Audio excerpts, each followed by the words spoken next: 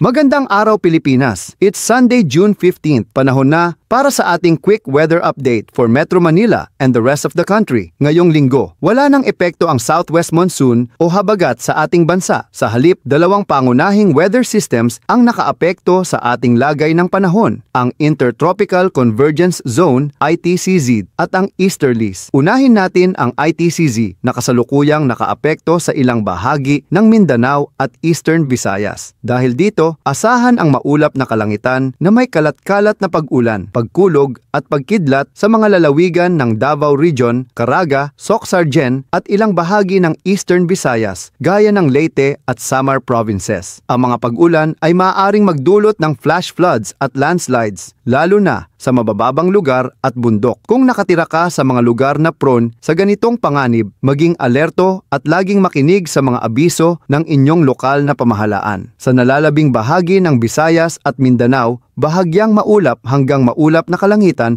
ang mararanasan at posible pa rin ang mga localized thunderstorms sa hapon o gabi. Magdala ng payong at iwasan ang mga bukas na lugar kapag may kidlat at malalakas na hangin. Samantala, sa Luzon kasama na ang Metro Manila, ang umiiral na easterlies ang dahilan ng mainit at maalinsangang panahon, pero huwag magpakakampante, may posibilidad pa rin ng mga biglaang thunderstorm lalo na sa hapon at gabi. Ang mga probinsya ng Quezon, Camarines Norte at Sur, pati na rin ang Aurora ay posibleng makaranas ng kalat-kalat na pag-ulan. Sa kalagayan ng ating hanging amihan at karagatan, ang buong kapuluan ay makakaranas ng light to moderate na hangin mula sa silangan hanggang timog silangan. Kaya ang ating mga baybaying dagat ay may banayad hanggang katamtamang pag-alon. Dahil dito, ligtas ang laot para sa maliliit na bangka. Pero paalala pa rin na mag-ingat lalo na kung may kasabay na ulan o thunderstorm. Sa ating mga kababayan sa urban areas, gaya ng Metro Manila, asahan ang maalinsangang panahon sa umaga, pero posibleng magkaroon ng panandaliang pag-ulan o thunderstorm sa hapon. I-check palagi ang inyong weather app o makinig sa radyo TV para sa real-time na update.